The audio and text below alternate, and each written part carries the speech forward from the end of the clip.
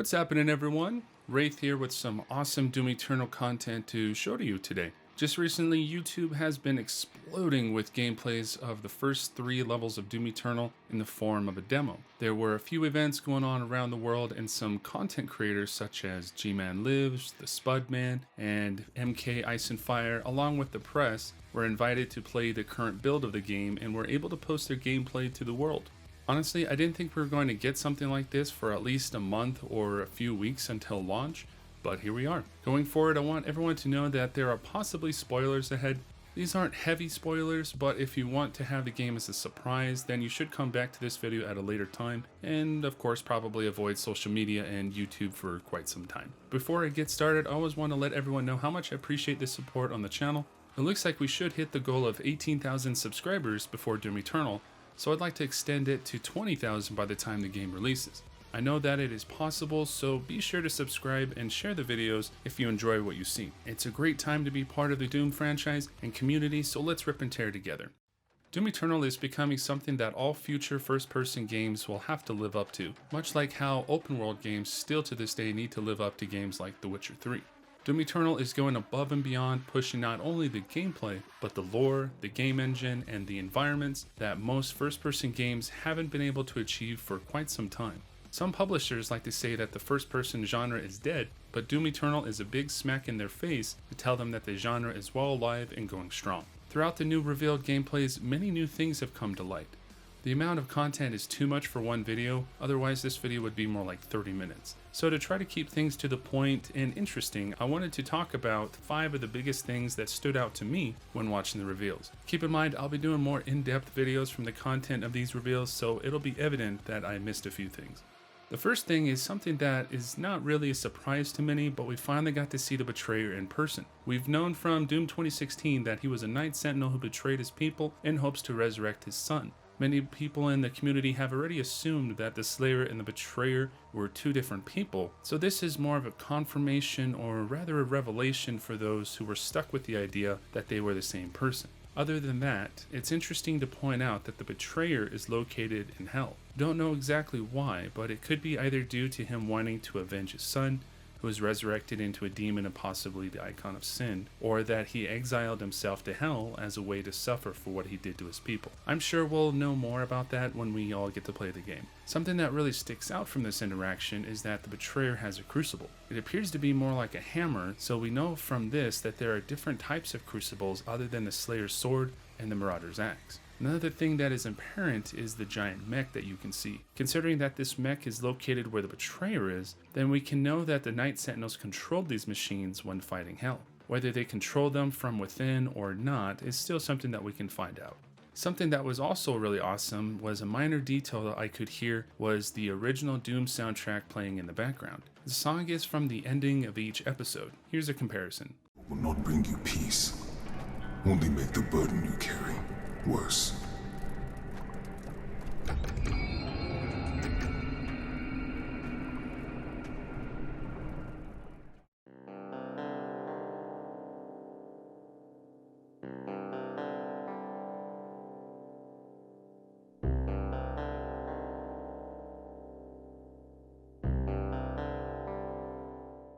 Something else about the Betrayer I noticed is how different his armor looks compared to the other Sentinels and the Doomslayer. His armor is more similar to the Marauder due to his right arm being exposed, having the lower part of his armor like the Marauders, but also having an equipment launcher like the Doomslayer on his shoulder. It could just be a certain style or that the Betrayer was a high-ranking Sentinel.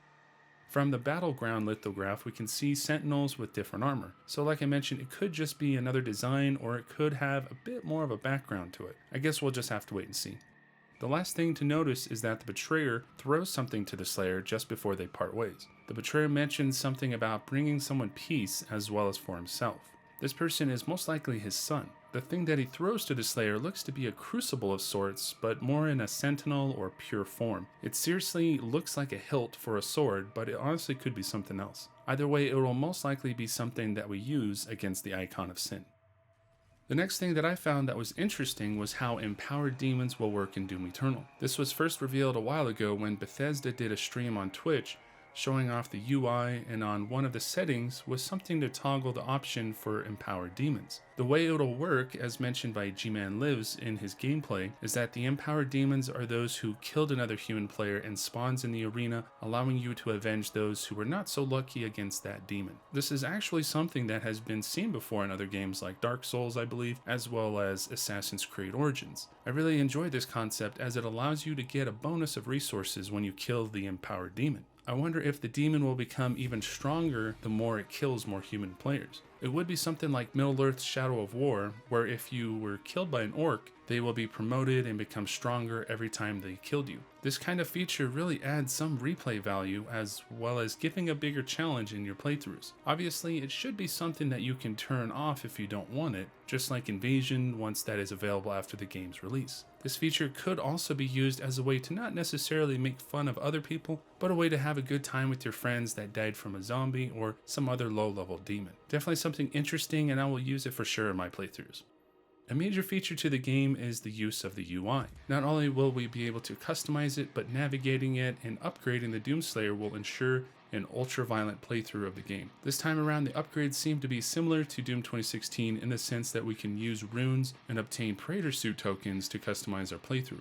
One thing that id Software decided to do is use Praetor Suit tokens as a replacement for the chips that came from a UAC Elite Guard and Sentinel crystals for the Argent cells. The crystals can be found throughout the levels in the form of a statue of sorts, like this one we've seen in the Mars Core demo. The Praetor tokens are found from Sentinel ghosts that carry a large coin-like object that bears the Slayer's mark. The tokens can be used to upgrade skills for exploration, equipment, and other useful abilities.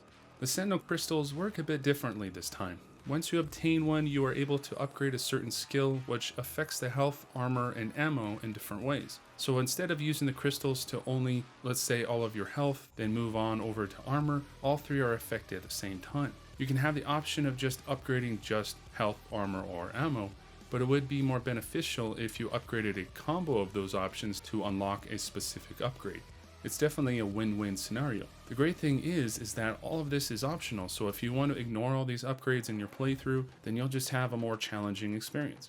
Other parts of the UI are about the same when it comes to the mods for the weapons. At this location, you can change between mods and upgrade the different mod abilities, much like Doom 2016. The other thing that I noticed was how the demonic corruption meter was explained in full from a loading screen hint. The red bars indicate combat encounters, the purple are Slayer gates, the pink are hidden encounters, and the yellow are boss encounters. Most of the other reveals we've seen never really explained how this meter works, but now seeing it on screen makes a ton more sense. All in all, this game will have plenty of upgrading, navigating the menu, UI, and levels for us to do. It'll be very interesting to see 100% playthroughs and what will be needed to do in order to achieve that.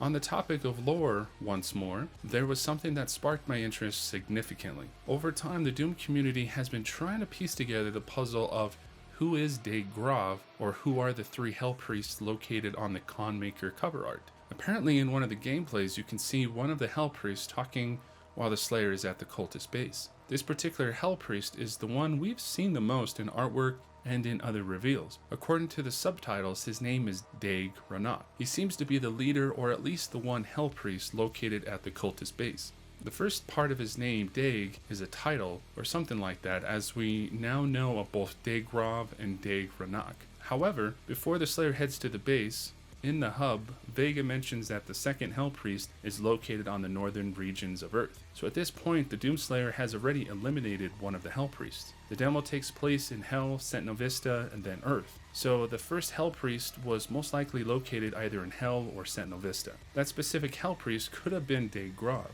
The Slayer obtained the object that he gives to the Slayer from Sentinel Vista from King Novik, and might have learned that he needed something else for the object in order to locate the other Hell Priests. To me, there has to be some connection to the Betrayer striking the deal with Daigrav and having the Celestial Locator, as it's called, or the other part to it in his possession. That was the only reason why the Slayer would even interact with the likes of a Betrayer, as he had what he needed. It's interesting though that the Slayer didn't kill the Betrayer for what he did, so there may be more of a backstory between the two of them, as the Slayer was willing to do a favor for the Betrayer. The relationship between the two is most likely something that we can find in a codex entry.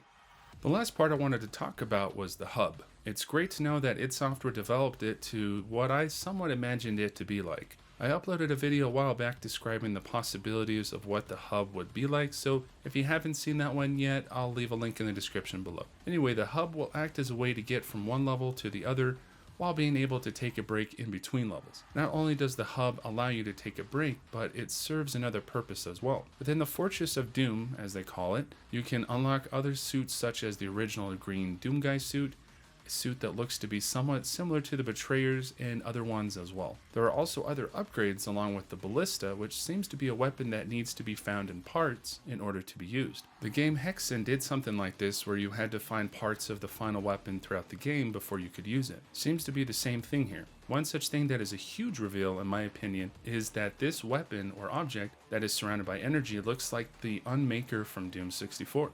It looks like you can only obtain it by finding Empyrean keys, and you'll need 6 of them to unlock it. You'll be able to obtain these keys by completing the Slayer Gate arenas. If you can finish all of those arenas, then unlocking this weapon would be totally worth it.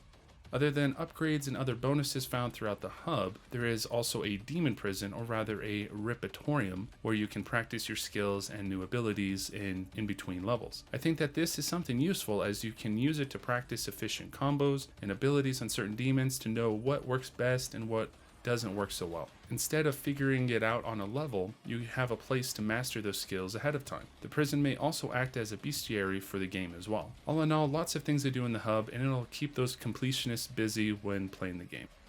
The closer we get to the release of Doom Eternal, the harder it gets to contain my excitement. I really can't wait to play the game, and I'm so jealous for those who got to play the game early. It's crazy to believe that the content that was shown was only the tip of the iceberg. There is so much more to see in the game, and I'm totally fine with what was recently revealed to us. What do y'all think about the content that was shown? Are you more excited for Doom Eternal, or are you finally regretting not buying that collector's edition months ago?